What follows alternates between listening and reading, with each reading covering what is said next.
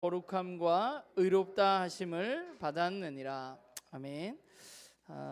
자리에 앉으시기 바랍니다. 우리가 지난 5주 동안 고린도전서 말씀을 이제 나누면서 오늘 5장 6장 오늘 나눌 건데 우선 고린도전서를 여기까지 하려고 그러는데 말씀을 나누면서 또 말씀을 준비하면서 생각하게 되는 것은 우리랑 진짜 하등에 비슷할 것이 없는 2000년 전에 그 중동 지역에 있었던 터키 지역에 있었던 고린도 교회가 오늘 우리하고 굉장히 많은 부분에서 닮아 있다는 생각을 하게 됩니다. 그래서 한편으로는 되게 씁쓸하기도 하고 또 안타깝기도 하고 또 오늘 우리가 잘못된 부분을 변경할 수 있고 올바로 갈 수 있는 길을 우리에게 열어준 것 같아서 또 알려준 것 같아서 한편으로는 감사하기도 하고 여러 가지 마음이 좀 고린도전서를 보면서 개인적으로 교차했던 것 같아요. 오늘 제가 어제 5장 6장 말씀을 읽어오라고 했는데 지금은 6장 9절부터 11절까지만 읽었지만 오늘은 5장 6장 말씀에 나와 있는 고린도 교회의 모습을 우리가 다시 한번 살펴보면서 오늘 우리들을 좀 돌아보고자 합니다. 사실 5장 6장에 나와 있는 고린도 교회의 모습은 오늘날 한국 교회하고 굉장히 비슷한 부분들을 또 가지고 있는 것 같아요. 안 닮았으면 좋겠는데 이런 거는 5장 6장에 나타난 고린도 교회의 문제는 여러 가지가 있지만 크게 말하고 있는 문제는 세 가지입니다. 첫 번째는 사실 5장 앞부분에 나와 있는 이야기는 좀 입에 담기도 조금은 민망한 이야기입니다. 첫 번째 문제는 뭐냐 하면 5장 앞부분에 1절부터 8절까지 나와 있는 내용인데 자기 아버지의 아내를 취한 아들에 대한 이야기입니다. 그야말로 우리가 생각해도 어떻게 그럴 수가 있나 하는 생각이 들만한 이야기이고요. 그 다음에 6장의 앞부분에 나온 이야기는 성도들 간의 문제가 해결되지 않아서 그 성도들 간의 문제를 세상 법정으로 가지고 간 이야기입니다. 그리고 6장 후반부에 나온 이야기는 세상 어떤 육체적으로 음행하는 자들, 자신의 몸을 마구 굴리는 사람들, 마구 다루는 사람들에 대한 이야기가 6장 후반부에 기록되어져 있습니다. 사실 교회에 대해서 이야기하는 내용 가운데 이런 내용이 기록되어져 있다는 사실이 조금은 낯뜨거워질 수 있는 이야기들이죠. 아버지의 아내와 잠자리를 같이 하고 우리들끼리 싸우는 걸 세상 법정으로 가져가고 또 창녀들과 잠을 자고 몸을 마구 굴리고 하는 일들, 세상 사람들이 보기에도 오늘 바울이 말하는 대로 손가락질 받을 만한 이야기들이었습니다. 그러면 오늘은 어떤가 하는 생각을 좀 해보게 되는데요. 오늘 우리는 되게 다른가? 안타깝게 다르지 않은 부분이 있는 것 같아요. 오늘날 한국교회에도 여전히 손가락질 받을 만한 많은 일들이 있습니다. 얼마 전에 정광 목사가 있는 교회에 대한 이야기를 들었는데 재개발 지역인데 거기에 결국 알박기를 하고 안 빠져나가서 원래 보상 금액보다 엄청나게 많은 금액을 결국은 받고 이제 내어주게 되었다는 이야기, 또 아들에게 교회 담임 목사를 세습하면서 독생자를 운운하고 이런 이야기들은 굉장히 우리를 좀 부끄럽게 하는 이야기들이죠. 그리고 그 외에도 너무 많은 교회에 사실은 목회자의 성 문제에 대한 이야기들이 많이 있고 또 목회자들의 교회의 돈을 자기 마음대로 사용하는 문제들도 굉장히 많이 있습니다. 그러니까 오늘도 여전히 입에 담기 부끄러운 이야기들이 우리의 주변에서는 일어나고 있는 것이죠.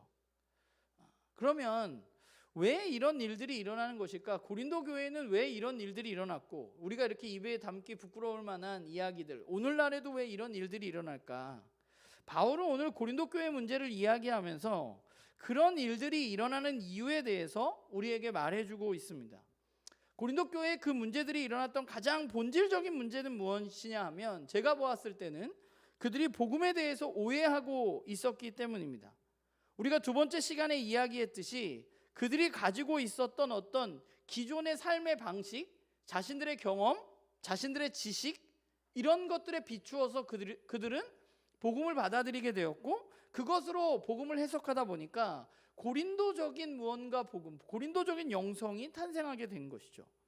예수 그리스도의 십자가의 복음을 자신들의 마음대로 그것을 해석하고 그것을 삶에 적용하는 문제들이 발생하게 된 것입니다. 우리가 지금까지 고린도 교회를 살펴보면서 말한 것 중에 굉장히 많은 부분은 고린도 교회 스스로가 자신들은 지혜가 있다고 생각했습니다. 예수 그리스도의 복음을 듣고 내가 구원을 받고 이런 일들이 그들은 스스로가 우리가 굉장히 지혜 있다고 생각했어요. 예수 그리스도의 복음을 들은 이후에 내가 구원받은 사람이야, 나는 지혜를 가지고 있어, 지식을 가지고 있어, 이런 생각을 하게 되었습니다. 그런데 그 가운데 가지고 있었던 문제가 하나 뭐냐 하면 5장 6장을 읽어보면 자유에 대한 문제가 나옵니다. 6장 12절을 보면 그들이 했던 말 중에, 고린도 교인들이 했던 말 중에 하나가 뭐냐 하면 모든 것이 가능하다입니다. 그리스도 안에서 모든 것이 가능해 라는 말을 고린도 교회 교인들이 한 거예요. 그 바울이 대답하는 거예요. 모든 것이 가능하나 모든 것이 유익한 것은 아니다. 바울이 대답하는 거거든요. 그들은 예수 그리스도의 복음을 들었습니다. 그들은 자신들이 예수 그리스도를 믿음으로 구원을 받았다고도 믿었습니다. 그래서 그들은 더 이상 자신들이 율법에 매여 있는 이들이 아니라는 사실을 알았습니다. 그래서 그들은 율법으로부터 자유했습니다. 안식일 규정이라든가 할례를 받아야만 한다든가 음식에 대한 여러 가지 규정들을 지키지 않아도 되었습니다. 그게 그리스도의 복음이 사람들에게 가져다주는 자유입니다. 사람들은 그리스도 안에서 할례를 받지 않아도 이제 구원을 받을 수 있습니다. 그리스도 안에서 그들이 음식 규정을 지키지 않아도 그들은 구원받을 수 있었습니다. 그런데 문제는 뭐냐면 자유하기는 한데 그들이 이것을 자의적으로 받아들여서 그리스도 안에서 모든 것들이 가능하다고 생각했던 거예요. 그 이야기는 어디로 가느냐 하면 모든 것이 가능해요. 그렇기 때문에 내가 방탕한 삶을 살아도 그것이 그리스도 안에서 가능한 거죠. 내 몸을 음행을 하든 아버지의 아내를 취하든 별로 문제가 안 돼요. 왜냐하면 그리스도 안에서 모든 것이 가능하니까. 이런 말도 안 되는 이야기 같지만 그런 일들이 일어나게 되는 거죠. 여러분 5장 6절을 한번 볼까요? 5장 6절을 보면 바울이 5장 6절에 뭐라고 앞부분에 말하고 있나요? 너희가 자랑하는 것이 옳지 않다. 지금 5장 5절까지 한 얘기는 뭐예요? 아버지의 아내를 취하는 얘기를 5장 1절부터 5절까지 했어요. 그런데 갑자기 6절에서 바울이 너희가 자랑하는 것이 옳지 않다 이렇게 이야기한 이유는 뭐예요? 아버지의 아내를 취했음에도 그들에게 별 문제가 되지 않았다는 이야기예요. 그 교회 공동체가 별 문제가 없는 것처럼 그 일을 여겼다는 거예요. 왜냐? 그리스도 안에서 모든 것이 가능하니까. 그들이 가지고 있었던 복음에 대한 이해가 이런 거였습니다. 그리고 또 한 가지 원인은 뭐냐 하면 그들이 가지고 있었던 원래 삶의 형태에서 그들이 벗어나지 못했기 때문입니다. 6장을 보면 6장 앞부분에 세상 법정에서 교인들이 고발하는 사건들이 나옵니다.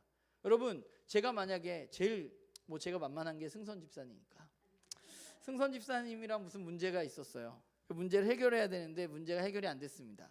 그래서 세상 법정에 가지고 갔어요. 교인들끼리 이런 일은 왜 일어날까요? 사람과 사람 간에 왜 세상 법정에 가나요? 내가 손해보지 않기 위해서 가는 거죠. 뭔가 저 사람이랑 문제가 있는데 내가 손해보지 않기 위해서 세상 법정에 고소하는 겁니다. 내가 이익을 보기 위해서, 내가 이기기 위해서 법정으로 가는 거잖아요. 그러니까 사람들에게 우리 자신의, 그러니까 고린도 교회 안에 자신들의 이익을 위해서 어떤 문제를 해결하고 싶었고 내 이익을 위해서 내가 이기기 위해서 세상 법정으로 그것을 가져가는 것이죠. 이게 당시에 살아가던 일반적인 사람들의 모습이에요. 오늘도 그렇잖아요. 우리가 누군가와 문제가 있으면 그 민사를 해결하기 위해서 우리는 법정으로 가지고 갑니다. 그러니까 아이러니한 것은 그들이 지혜 있다고 말하고 예수 그리스도의 복음을 믿고 자신들이 구원받았다고 이야기하지만 그들은 여전히 자신의 이익을 위해서 행동하고 움직이고 있었던 것이죠. 제가 이 고린도전서 말씀을 준비하면서 이제 당시에 그 있었던 일들에 대한 책들을 좀 봤는데 뭐 그렇게 써 있더라고. 로마 시대가 형사 재판에 있어서는 굉장히 공정한 면이 있었다 그래요. 그런데 민사 재판의 경우에는 그렇지 않았다는 거예요. 민사 재판의 경우에는 대부분 재판관들에게 뇌물을 주고 승리하는 경우가 굉장히 허다했다는 것입니다. 그래서 오늘 바울은 그 재판관들을 아마 불의한 자들이라고 얘기했는지도 몰라요. 그러면 여러분 한번 생각을 해보세요. 누가 재판에 이기나요? 이렇게 되면 민사소송이 걸렸는데 뇌물이 공공연하게 이루어지는 시대야. 그러면 그 재판에서는 누가 이기나요? 돈이 많은 사람이 이기는 겁니다. 고린도 교회 안에 이런 문제들이 있는 거예요. 내가 이익을 얻기 위해서 나보다 좀 못한 사람을, 내가 돈이 있으니까 내가 잘못해도 내가 손해보지 않기 위해서 재판을 걸어서 재판관을 매수하고 내가 원하는 것을 이루는 일들, 이런 일들이 일어나게 된 거죠. 근데 제가 이런 생각을, 이런 고린도전서 5장 6장을 보다가 이런 일이 교회 안에서 일어났어요. 그런데 고린도 교회가 몇 명 정도 됐을까요? 여러분, 고린도 교회는 몇 명 정도의 교회였을까? 몇 명이 모이는 교회였을까요? 고린도 교회는 초대교회 중에 가장 큰 교회라고 학자들이 이야기합니다. 가장 큰 교회를 해봤자 고린도 교회는 아무리 커도 100명은 넘지 못했을 겁니다. 제가 봤을 때 나눔교회보다 조금 50에서 100명 사이 정도 됐을 거예요. 100명 안에 여러분 뭐 이렇게 수만 명 있는 교회도 아니고 1000명 있는 교회도 아니에요. 우리 다 알아. 서로 아는 사이예요. 근데 그런 사이에 누가 자기 아버지의 아내를 취해서 같이 살고 누가 누구랑 싸웠대. 근데 그걸 세상 법정으로 가져가고, 이게 몇 명 안 된다고 생각하면 이게 상황이 좀 우리가 뭐 어떻게 그런 일이 일어나지? 교회 안에 진짜 문제가 있었구나 라는 것을 우리는 느낄 수 있는 것이죠. 되게 많은 사람이 아니에요. 그냥 이 정도 되는 사람들끼리 모여서 예배 드리는데 누가 그런 일을 저질렀는데 그냥 모두가 가만히 있는 거죠. 그냥 괜찮아. 모르는 척하고 그냥 저 사람들끼리 싸워서 세상 법정을 갔대. 이런 이야기들. 바울은 이 이야기를 하면서 이 문제에 대해서 굉장히 강력하게 이야기를 합니다. 특별히 5장에 있었던 아버지의 아내를 취한 아들에 대한 문제에 있어서는 뭐라고 말하냐 하면 5장을 읽어보면 교인들에게, 고린도 교인들에게 편지하고 있는 거잖아요. 뭐라고 얘기해요? 왜 내쫓지 않았냐고 굉장히 질타하고 있어요. 5장 9절의 말씀을 보면 바울은 고린도 전서를 쓰기 전에 이미 또 다른 편지를 고린도 교회에 보냈었습니다. 그게 아직 발견되지 않아서 우리가 모르고 있는 것뿐이에요.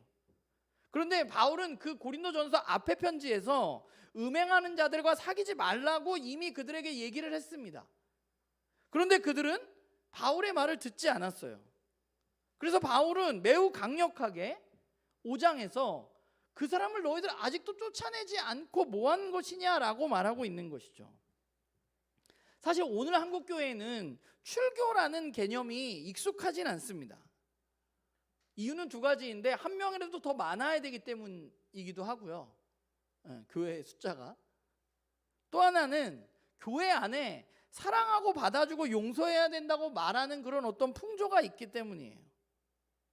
그런데 그 풍조는 특별히 누군가를 향하고 있느냐 하면 세상적으로 조금 더 높은 위치에 있는 사람이라면 우리는 더욱 그렇게 반응할 가능성이 굉장히 높습니다. 에이, 뭐 사람이 한번 실수할 수도 있지. 거기에 가장 큰 어떤 이익을 받는 사람이 누구냐 하면 목사입니다. 교회 내에서 가장 큰 권위가 있는 사람. 목사님 뭐 실수도 할 수 있지. 너무하는 거 아니야? 바울 너무 좀 심한 거 아니야? 뭐 그럴 수 있지. 사람이 다윗도 용서해 줬는데 목사님도 용서해 줄 수 있지. 바울은 그러나 매우 단호하게 이야기해요. 단호한 이유는 뭐냐면 5장에 보면 죄가 누룩과 같아서 금세 퍼지기 때문이라고 말해요. 죄는 사람들이 너무 쉽게 짓고 거기에 영향을 많이 받게 됩니다. 만약에 내가 어떤 음행을 저질렀어. 내가 하고 싶은 대로 행동을 했어요. 근데 그게 모든 교인들이 알아요. 근데 그냥 내버려둬. 그러면 사람들은 어떻게 생각하냐면 아, 그냥 나도 저렇게 살아도 되는구나 라고 생각을 하는 것이죠. 올바른 징계가 주어지지 않을 때 공동체는 그냥 저렇게 살아도 문제가 없구나라고 생각을 하게 됩니다. 그래서 음행과 같은 누룩이 금세 공동체 안에 퍼져나가게 되는 것이죠. 그래서 바울은 그 성도들을 지키기 위해서 그 사람을 내보내야 한다고 말하고 있는 것입니다. 또 하나는 그 음행을 저지른 사람을 위해서 바울은 그렇게 해야 된다고 말하고 있어요. 잘못한 것을 잘못했다고 이야기해야만 합니다. 5장 5절에 보면 굉장히 난해한 구절이 나오는데 뭐라고 나오냐 하면 육신은 멸하고 주 예수의 날에 구원을 받게 하려 함이라. 그 내쫓으면서 말한 이렇게 얘기하는 거예요. 바울이 육신은 멸하지만 예수의 날에 구원을 받게 하기 위해서 그래야 된다라고 말하고 있는 거죠. 좀 어려운 부분이라 학자마다 조금씩 다른 의견들을 가지고 있지만 전반적인 의견은 돌이킬 수 있는 기회를 그 사람에게 주어야 된다는 거예요. 그 사람이 잘못하면 잘못했다고 이야기해야 그 사람이 돌이킬 수 있다는 거예요. 그냥 모르는 채 하고 있다고 그 사람이 돌이키지 않습니다. 우리가 잊지 말아야 할 것은 누군가가 잘못했을 때 그 잘못을 정죄하고 벌 주기 위해서 그래라는 것이 아니라 누군가를 살리기 위해서 징계가 필요할 수 있다고 바울은 이야기하는 것이죠.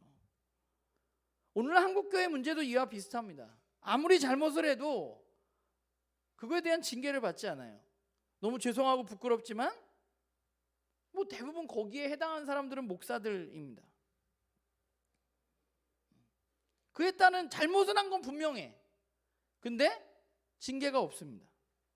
세상 사람들도 그건 아니라고 하는데 우리는 사람이 실수 한번 할 수 있지, 용서 한번 해줘야지 라고 말합니다.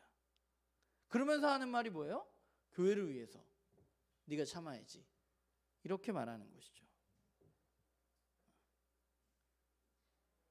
뭐 너무 유명한 목사 중에 한국교회 정광훈 목사나 이 전병욱 목사나, 제가 목사라고 별로 부르고 싶진 않지만 어쨌건 전병욱 목사라는 사람이 성추행을 했습니다. 그리고 그게 인정을 받았습니다. 본인도 인정을 했습니다. 그럼 그거에 합당한 징계를 받아야 되는데 징계를 받긴 받았어요. 설교를 3달 동안 못하는 징계를 받았습니다.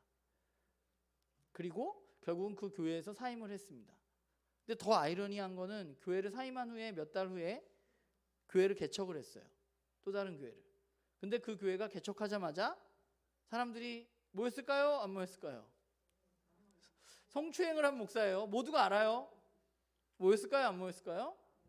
안 모였으면 좋겠는데 개척하자마자 1000명이 넘는 사람이 그 교회에 등록을 했고 전병욱 목사 측은 너무 적다고 생각했던 것 같아요. 자기가 생각했던 것보다 더 왔어야 되는데 적다고 생각했던 것 같아요. 그럼 왜 갈까요? 그 교회를 왜 갈까요?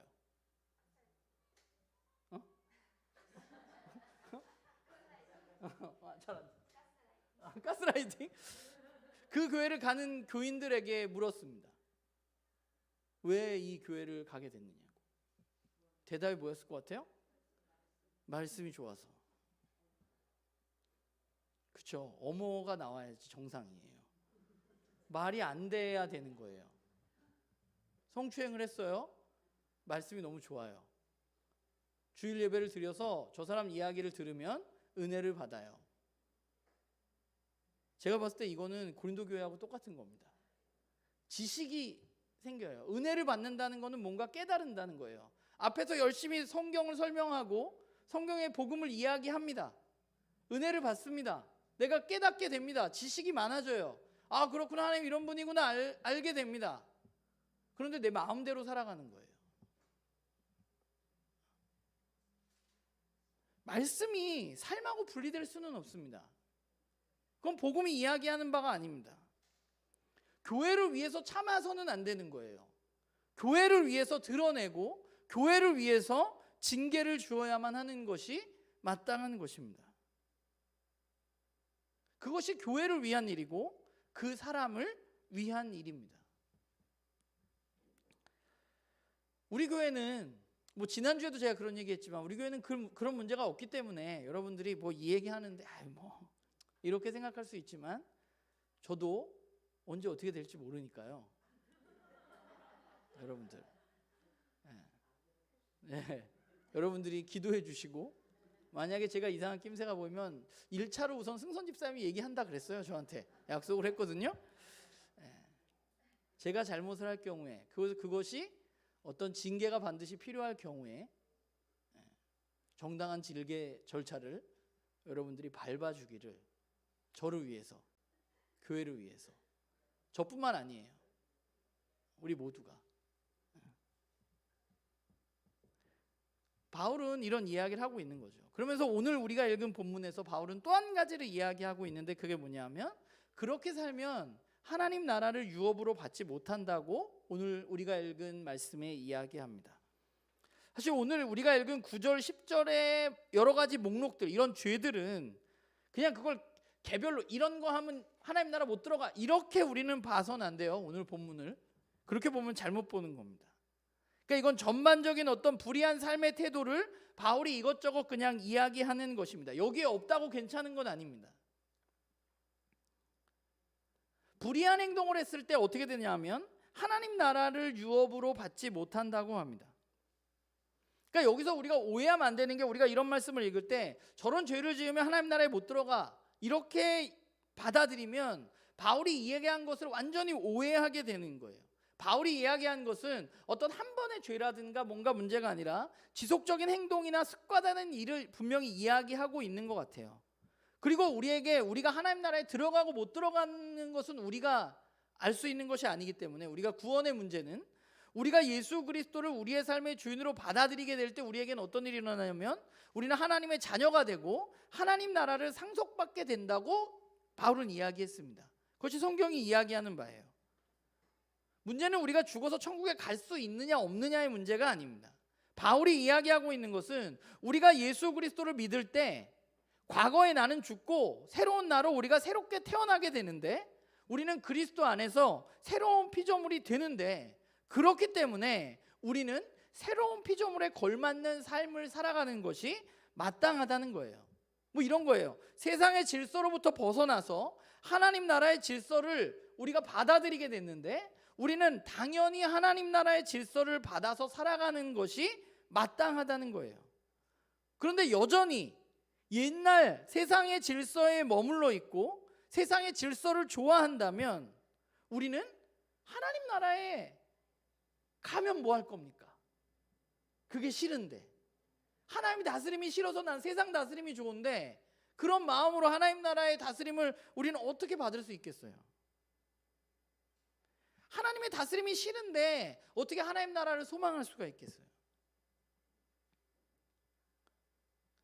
바울이 이야기하는 것은 바로 그런 의도예요. 우리가 하나님 나라의 백성으로 살아간다면, 우리가 정말 하나님 나라를 유업으로 얻기를 원한다면, 우리는 오늘 우리의 삶에 하나님 나라의 질서에 맞는 삶을 살아가는 것이 마땅한 것이죠. 여러분, 저와 여러분이 그리스도인 것을 우리는 어떻게 알 수 있나요? 사람들이 우리가 주일날 예배당에 가면 그리스도인인가?